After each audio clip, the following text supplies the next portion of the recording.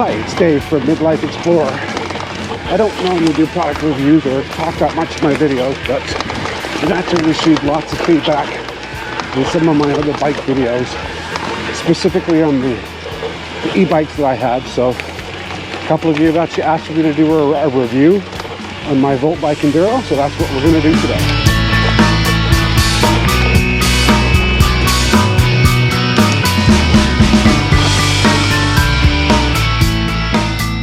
So today we're going to basically talk about why I bought an e-bike in the first place. And as I mentioned, I actually have two of them. I have a rear hub drive system, which is an NCN Moscow Plus. And I also have a VoltBike Enduro, which is a mid-drive dual suspension bike.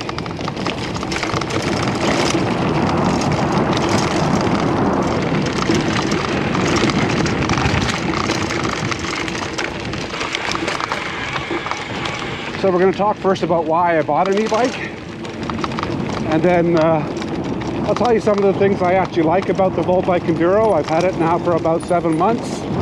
I've learned a lot about the bike over that period of time. I've got about 700 kilometers on it. And then I'll share a couple of things that perhaps you may want to know if you're thinking about buying one.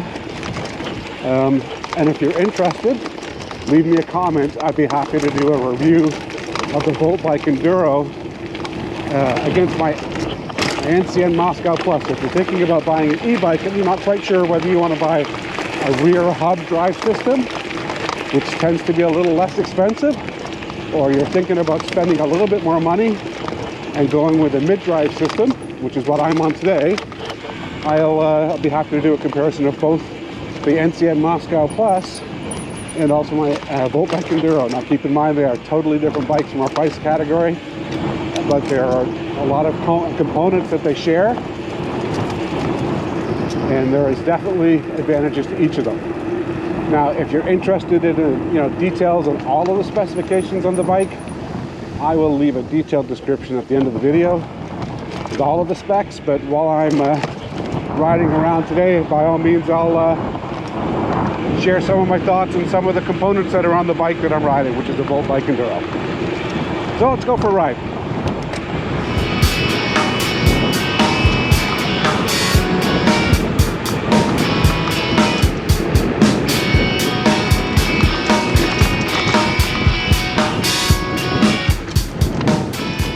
So today I'm going to be riding around some of the trails in Cambridge, basically around the village of Hespeler. So I'll be on some of the local city trails, but I'm also going to be heading out to one or two of the conservation areas where we've actually got a few more trails that we can ride on. But just a little bit of a tour of Hespeler. It's one of the things I tend to do most times when I'm out. I don't really have to carry my bike anywhere to go ride on trails because we've got plenty of trails in our neighborhood.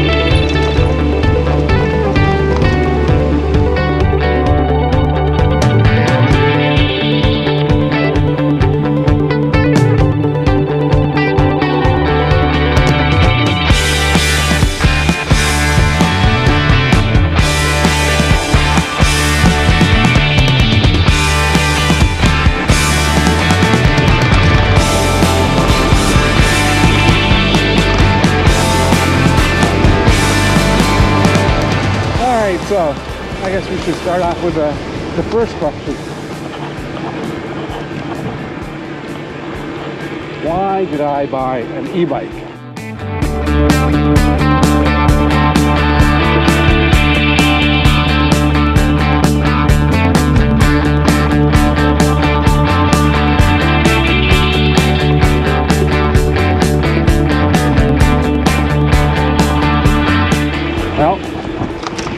I'm actually closer to 60 than I am to 50, so that's probably the biggest reason. I'd like to think that I'm still pretty active. I'm still pretty fit. As a matter of fact, I have a hardtail mountain bike that I still ride quite often, especially when I'm out with friends. But I do have a knee injury that happened years and years ago playing soccer. And you know, now that I'm in my late 50s, it does flare up from time to time. And actually mountain biking is one of the things that tends to aggravate it. So it's really a bum knee that really got me thinking about it. And I bought my first e-bike about 1.5 years ago, almost 2 years ago, and it was the NCN Moscow Plus. And immediately you notice a difference, because now I can ride in situations, you know, when I probably would not be quite sure about going out, because if my knee was feeling a little bit off, hop on the e-bike, it doesn't tend to bother it as much. Now the other advantage I noticed very quickly about having an e-bike is I tend to go a lot further. You cover more ground, so I tend to actually go on longer rides as a result of the fact that I'm having, you know, I have an e-bike now, and I'm definitely riding a bicycle more often as a result of the e-bike. So if you're looking for a recommendation on whether or not you should buy an e-bike, I highly recommend it. And one of the other added advantages of having the e-bike is the fact that both my wife and my daughter will both also ride them, which is why we actually got the second bike, because my wife, who wasn't the biggest fan of cycling, wouldn't necessarily go with me, and now she'll hop on the bike and pedal with me anytime she wants. We love riding down the river systems together. We've got lots of trails in Cambridge up and down the rivers, and she will definitely go for a bike ride down on the e-bike.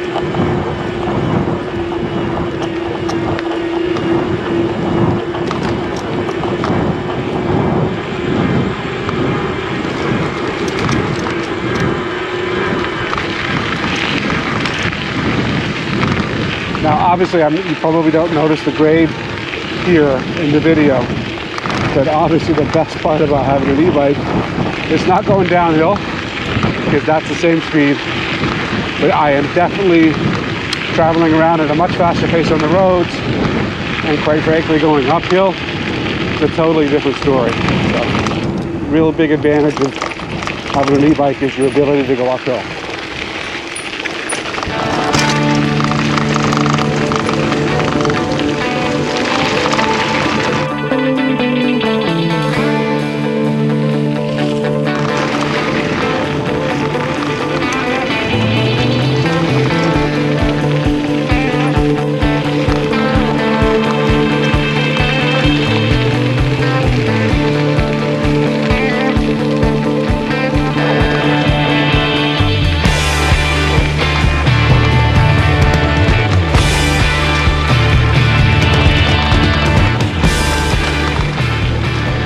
So if you're thinking about buying an e-bike, I guess you're probably going to start doing, you know, with the same things I did. I think the very first thing that you need to do is, you know, identify what your range is as far as budget is concerned. I mean, when I first started, I started looking at the, you know, the e-bikes that you're going to get from the name brand manufacturers.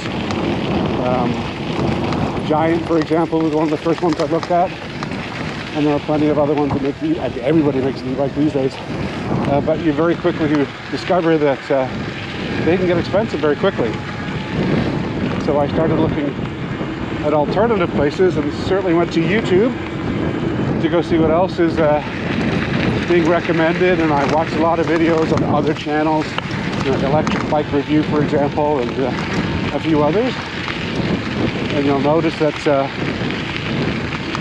the two bikes I ended up selecting were as a result of me watching that Electric Bike Review channel, to be honest with you, because they were recommended and you got to see some of the features. But have a look online, obviously do your research online. Talk to other people that actually own one. I've got a friend that's actually going to be looking at purchasing an e-bike potentially in the future, and I've obviously offered him the opportunity to go and try both of mine.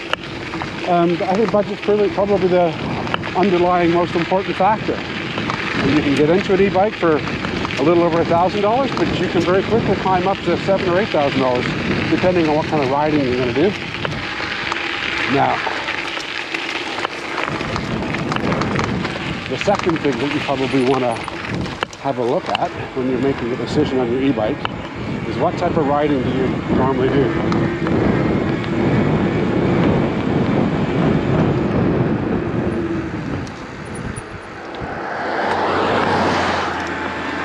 Why did I ultimately start buying an e-bike? Well, I had a hybrid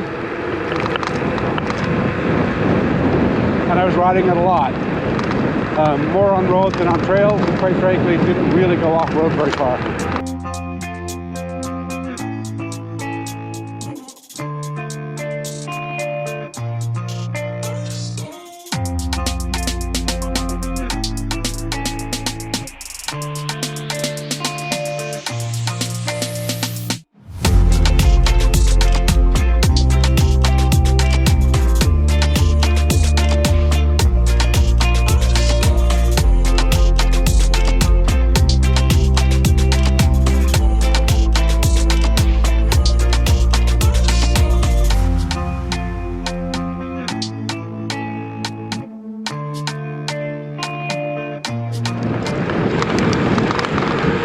I actually have a hardtail now that I ride quite a lot. But I wasn't going out as often and riding it as far. So what I was really looking for when I was looking for my first e-bike was something that was comfortable on the road and could do some light mountain biking. Not heavy duty stuff, just light mountain biking. And that's how I ended up with my Moscow Plus. And I think in that environment, it's actually a very good bike for that. Now, if you're looking at riding off-road a little more often and you like to ride in trails, then you may want to look at a different type of mountain bike. I have definitely noticed that with a mid-drive bike, it feels more balanced off-road. I think it's easier to manage the power off-road, and we'll talk about that when we talk about this bike. So I do think, off-road on mountain biking situations, the mid-drive bike is probably the better option. Now, this is a budget mid-drive bike. Let's not kid ourselves. There are definitely better bikes, and if you're serious about mountain biking, you probably don't want this one either. If you're really hardcore and you're going to be jumping all over stuff, probably not a VoltBike Enduro either. But if you're like me, you grew up on mountain bikes and you do like to ride them, but aren't probably as aggressive as you used to be, then this is a pretty good option for that.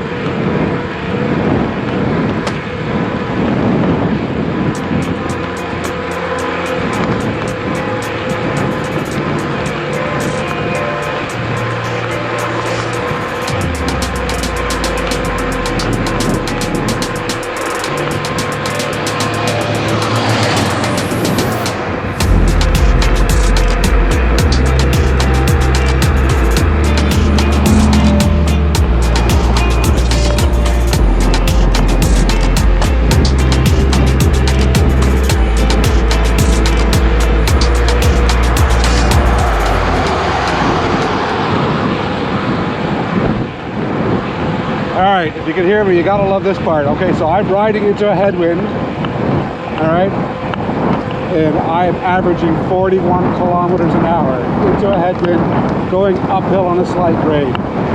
If I was on my hardtail, or even my road bike, I'd be lucky to be doing half that speed. So, obviously one of the reasons why I like having this e-bike, because I simply would not be covering this much ground this quickly if I was on one of my regular bikes.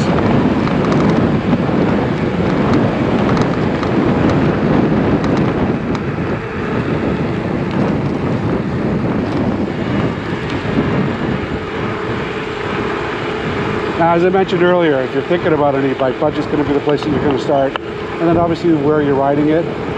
If it's mixed terrain and you're on a tight budget, I really enjoyed my Moscow Plus. I really did. I still ride it. Why did I get this bike? Well, we were looking for a second bike for starters, but I just found there were situations when I was riding off-road that I wanted a little bit more. Now, I looked at some of the more expensive bikes, but again, I was on a budget. So I was making my purchasing decision based on my budget, obviously, and my riding style. So you'll have to choose accordingly.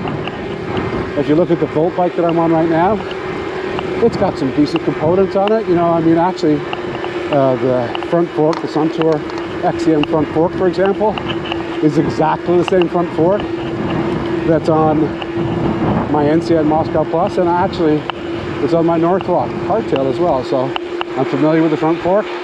There's nothing fancy about it. It's just a coil spring. It does have lockout on it. 100 millimeters of travel. It does the job. If you're serious about mountain biking, you're probably going to swap that thing out. Now on the drive system, I do notice a real difference on the drive system. This bike has got a Bafang mid-drive motor. It's 500 watts, and I'll include the specs later, but 120 newton meters of torque. And compared to even some higher end bikes, it has a lot of torque. So much so that actually it's one of the key differences between a mid-drive and a rear drive, because you've got to pay more attention to how your bike is set up if you're using a mid-drive. And I've actually been tweaking this bike all season long. I actually have I've done some things myself and tried to keep it in tune, and I've had it in the shop once or twice. So the mid-drive puts a lot more power through, and therefore stress on all of the drive components.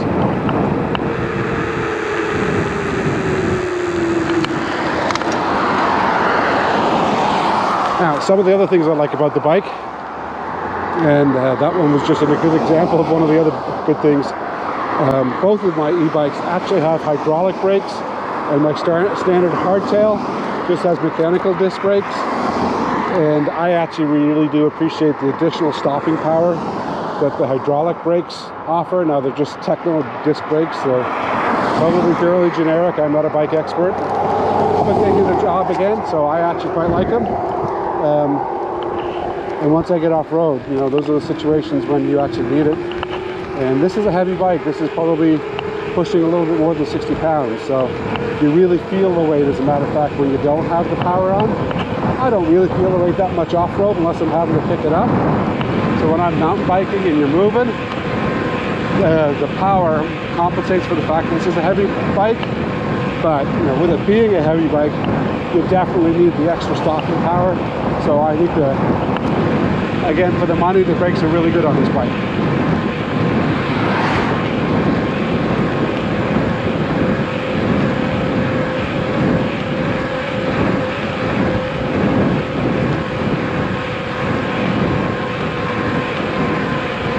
A couple other things I liked about the bike, actually compared to my other bikes. It's got Maxxis tires front and back. I'll put the actual width, they're over 2 inches in width. I don't know exactly what the width is. But I actually like the tires. I've got tubes in them, but apparently you can set them up as tubeless as well. But yeah, the tires front and back are great, especially off-road.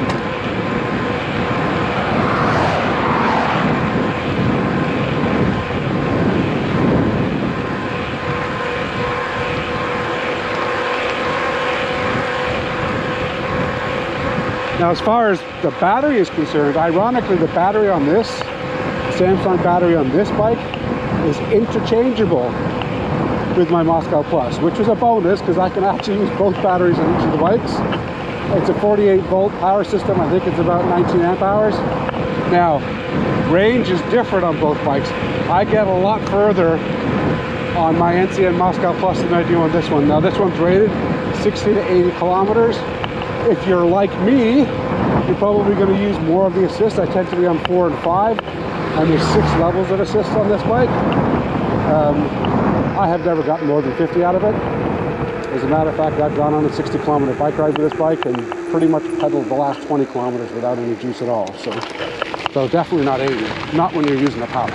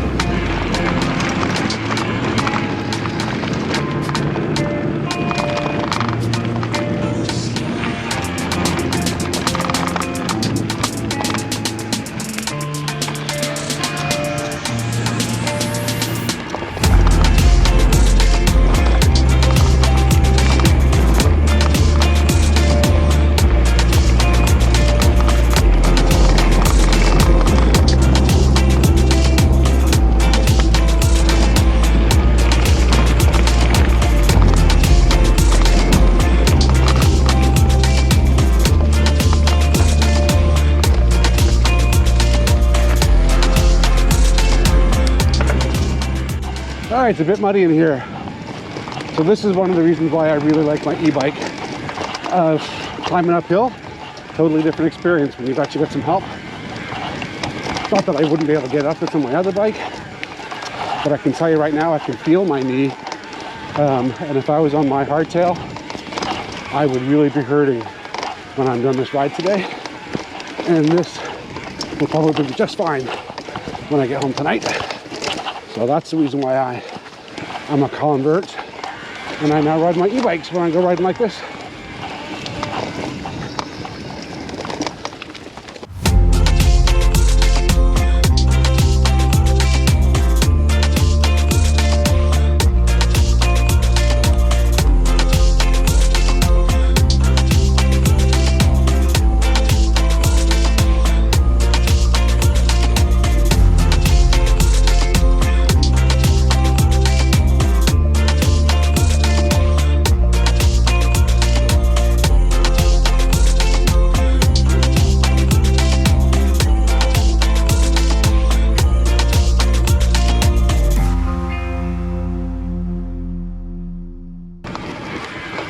Alright, so what do I like about my VoltBike Enduro so far? Well, I actually like the suspension. I know the components are pretty basic. A5 rear shock is a basic air shock, but it's, you know, I'm 200 pounds, it supports my weight just fine. And right from the factory, it seems to be adjusted quite well for my weight. The Suntour front fork, again, basic fork. I've got it on two of my other bikes, so I'm very accustomed to this fork, I should say. I know it well. It has a lockout, doesn't really have any other features. It's 100 millimeters of travel. And for what I'm doing on the bike, it's fine. I do like the mid-drive system. The bike is more balanced as a result. I think the power delivery, especially off-road, is easier to manage.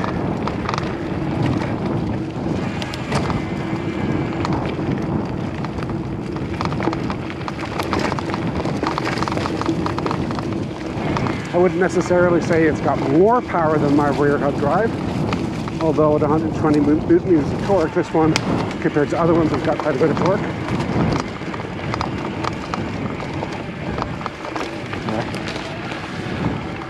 I like the Maxxis Plus tires, 27.5s on this. I think they're over 2 inches in width anyway, but the Maxxis tires are great, especially in muddier conditions and off-road. I really like the hydraulic brakes on this bike. Pectoral hydraulic brakes actually are an important part of this because you get going quicker on an e-bike and it's nice to have the extra stopping power. As far as the drivetrain is concerned, it's a basic Shimano drivetrain with the Acera rear derailleur. I did upgrade the front sprocket to a 42 tooth, gives me a little bit more speed on the top end, puts a little bit less stress on the drivetrain. But yeah, you know, all the basic components on this bike are pretty good. I do like, you know, some of the basic stuff. Now, are there things I would change? Yes. I don't like the display. When I'm in the woods right now, it's fine. I can see what I'm doing, but I was just on the road a minute ago in the sunlight, trying to figure out what level of assist I was at, or for that matter, what speed I was going. Couldn't see a thing. So the display is pretty much useless in sunlight. So set it up before you leave because you won't know what you're doing once you get started. As a matter of fact, for the first 3 rides on this bike, the display kept on disconnecting, so that was really more of an issue with the way the cabling runs and how it connects on the back. With a little bit of help, I've got it securely in place now.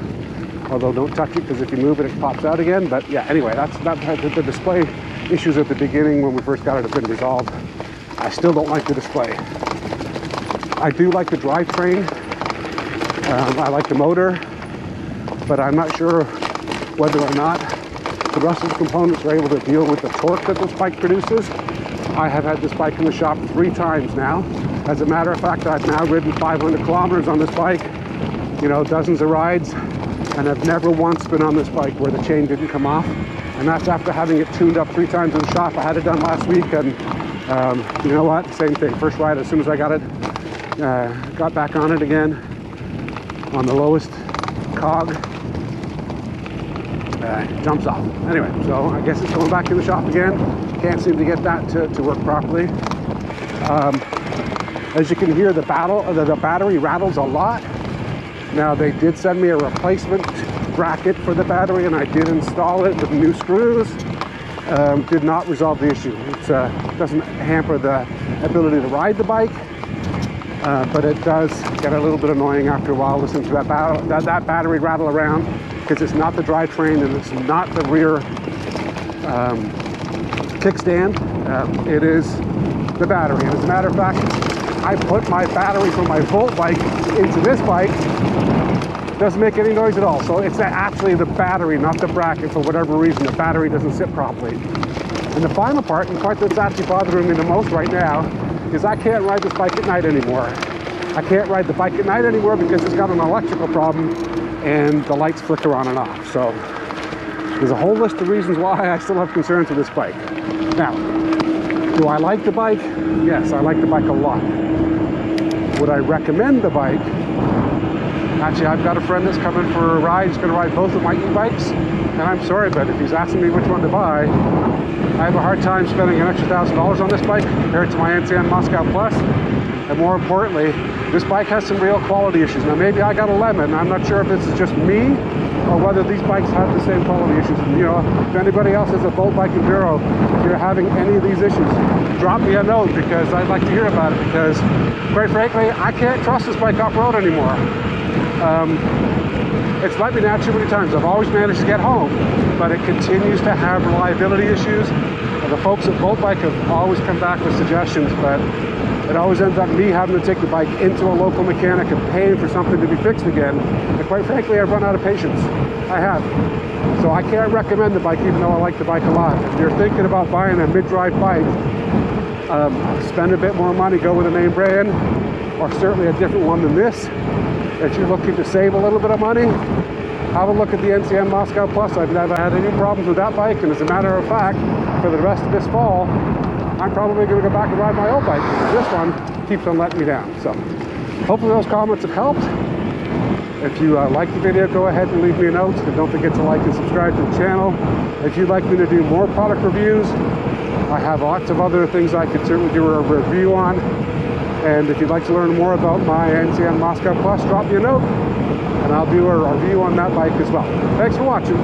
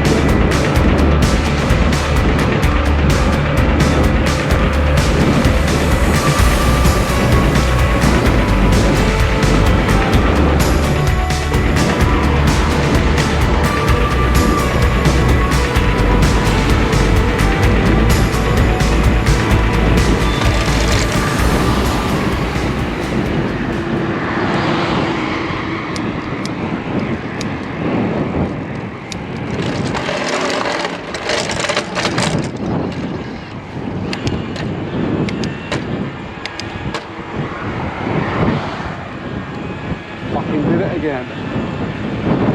All right. Excuse my French.